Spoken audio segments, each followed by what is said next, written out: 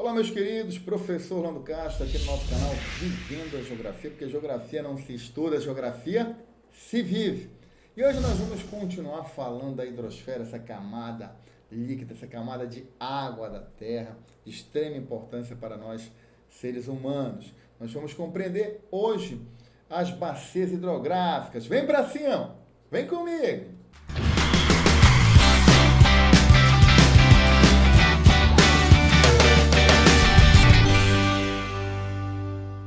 Na imagem aí você vê o Rio São Francisco, né? No município de Canindé do São Francisco, aí no estado de Sergipe, né? Aí na imagem os famosos cânions do São Francisco. E o Rio São Francisco é um rio de extrema importância para o Brasil, nasce lá na Serra da Canastra, em Minas Gerais, no sudeste brasileiro, e deságua aí para o nordeste, aí na fronteira entre o estado de Sergipe e Alagoas.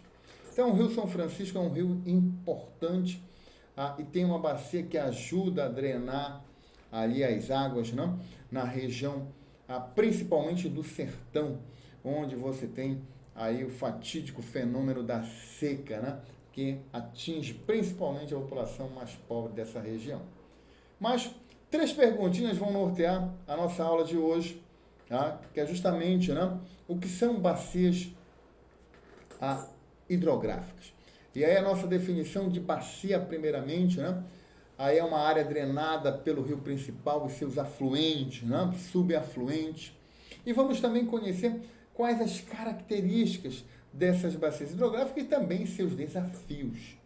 Nós vamos aí entender o que ameaça essas bacias hidrográficas, né? Principalmente a intervenção humana. Então, a sua área é medida por quilômetros quadrados, o rio principal recebe as águas de seus afluentes e subafluentes, né? Então a bacia, ela drena a água da chuva, principalmente, também de outros rios que alimentam o rio principal, são formados pela captação, então, da água da chuva, das nascentes, das neves, das montanhas. A área da bacia, ela é limitada pelo relevo e recebe o nome de divisor de águas, ou interflúvio.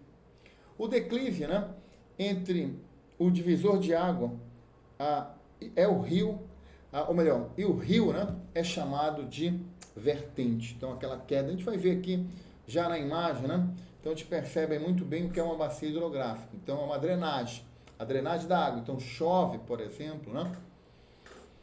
E essa água ela é escoada, né, para uma região mais baixa, para um outro rio, né? Para o oceano. Então ela tende aí nesse sentido. E aí você tem na imagem aí esse recorte de amarelo, que é justamente o divisor de águas, né? Ou também chamado de interflúvio. Então são as regiões mais elevadas ou altas, né? Servindo de divisores de água entre uma bacia e outra. O rio lá em cima, você pode perceber, deixa eu ver bem mais para cá, ó. Você pode lá em cima, né? Lá nas nuvens, né? Você tem a nascente, ou também o montante do rio. E aí, posteriormente, o rio tem um percurso, que é o que chamam de leito. A velocidade da água, né? A quantidade de água transportada é chamada de vazão. E você vai encontrar até a foz, né? Aonde o rio deságua, né? Aqui embaixo, né? Você tem aí a foz do rio, né? Então, a bacia hidrográfica é um conjunto de rios, né? Com o rio principal, que é alimentado por seus afluentes, tem o seu divisor de águas, que é o interflúvio, tem a vertente, que são as suas laterais, a queda do relevo, que facilita ainda esse escoamento da água. Então, características do rio, acompanha aí comigo, né? Onde um rio nasce é chamado de nascente ou montante, onde o rio deságua é chamado de foz ou aí jusante. O leito do rio é o espaço ocupado por ele, é o rio propriamente dito. A vazão é a quantidade de água transportada por ele.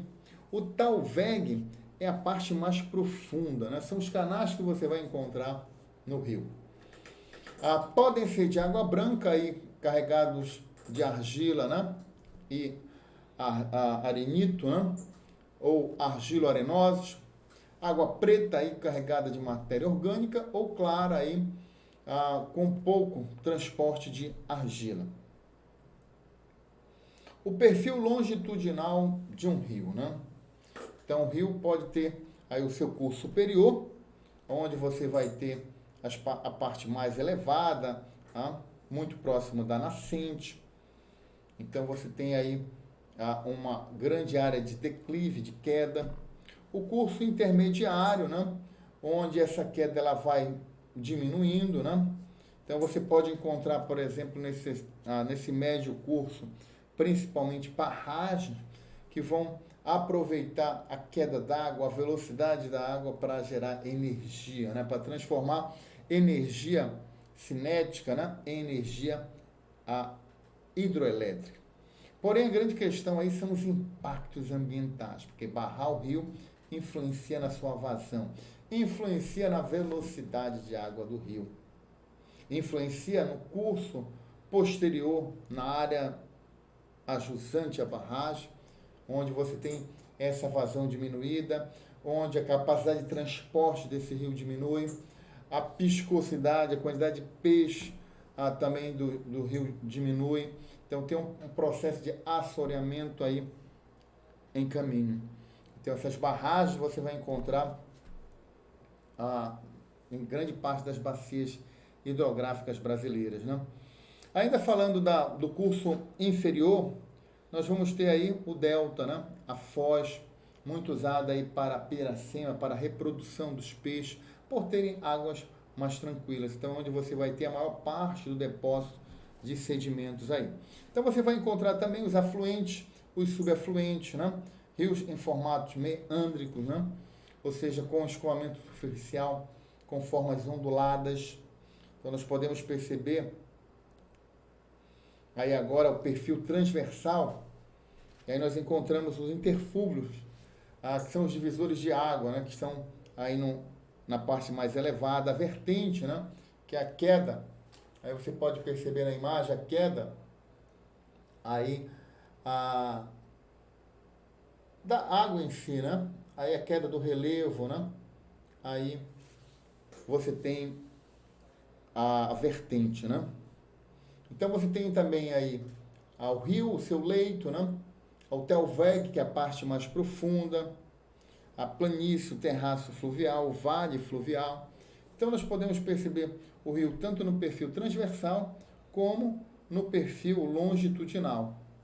E o rio é um elemento importantíssimo, né, da bacia hidrográfica. Padrões de drenagem. Então os padrões de drenagem são como a água ela escoa na superfície. Então você tem no formato dendrítico, é um formato subdividido, no formato de folha, né? A treliço, a radial, né? A centrípeto, que vai em direção a um centro, né? A paralela, anular, nesse formato mais de anel, formato mais retangular, no formato anastomosado, onde você tem ilhas no percurso do rio. Tipos de bacia hidrográfica, né? Então você vai ter aí bacias endorreicas, exorreicas, arreicas e criptorreicas, né? Então, as endorreicas são aquelas que desaguam no continente, né? Aí, desaguam no interior, desaguam aí em outros rios, né? Em lagos, por exemplo. E as bacias exorreicas são aquelas que desaguam aí no oceano. As bacias arreicas é aquelas que desaparecem no continente pelo processo de evaporação ou de infiltração, indo em direção aí aos lençóis freáticos. E as criptorreicas são aquelas que existem aí nas cavernas, né? São os rios subterrâneos. Então, em destaque, você consegue perceber cada uma delas, né? Só não tem aí a criptorreica no nosso esqueminha aí. Agora, as bacias hidrográficas brasileiras. Nós vamos destacar 4 principais, daí a bacia do Amazonas, a do Araguaia Tocantins, né? Aí a bacia do São Francisco e a bacia do Platina, né? Principalmente, que é influenciada pelo rio Paraná, principalmente. Bem, para começar aí, nós temos a bacia do rio Amazonas, né? Que é o maior do país em termos de tamanho e volume de água, né?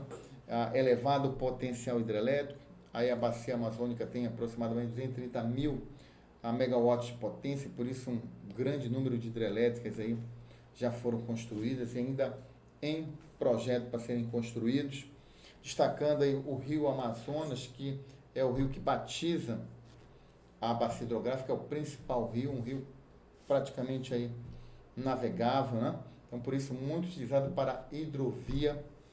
Seus afluentes também contribuem para esse escoamento da produção, principalmente da produção agrícola, né? Não só do norte, mas também do centro-oeste. Então, aí na imagem você vê que a bacia amazônica ela cobre aí grande parte do território brasileiro, indo além do Brasil, diga-se de passagem, né? A bacia do Araguaia-Tocantins, né? Aí em destaque no mapa, né? Ainda na região amazônica, né? A região norte. Então também tem um grande percurso, a grande parte é usada também para hidrovia, destacando aí aproximadamente 2.000 quilômetros. Você também encontra barragens, como a famosa hidrelétrica Tucuruí. No Rio, por exemplo, na bacia amazônica, você encontra um afluente do Amazonas, aí você encontra a hidrelétrica de Belo Monte, no Rio Xingu. Então, na imagem, as bacias hidrográficas brasileiras, a bacia amazônica, né? Aí com mais de 7.000 quilômetros quadrados, a maior do mundo, né? E a bacia do Araguaia-Tocantins, né? Ou Tocantins-Araguaia. Então, aí são os dois rios que formam essa bacia, que tem um grande potencial de transporte, de geração de energia. A bacia do São Francisco, né? Que tem como principal rio o Velho Chico, o Rio dos Currais, né? É um rio importante para a integração nacional, um rio de grande também potencial hidrelétrico, aí aproximadamente 7 hidrelétricas barram o São Francisco. Isso acaba prejudicando a sua vazão, né, a piscosidade e até ameaçando, né, o próprio rio. Destaque também para a transposição do São Francisco, obra do governo federal, que tenta levar aí água para as regiões de estresse hídrico do sertão nordestino principalmente.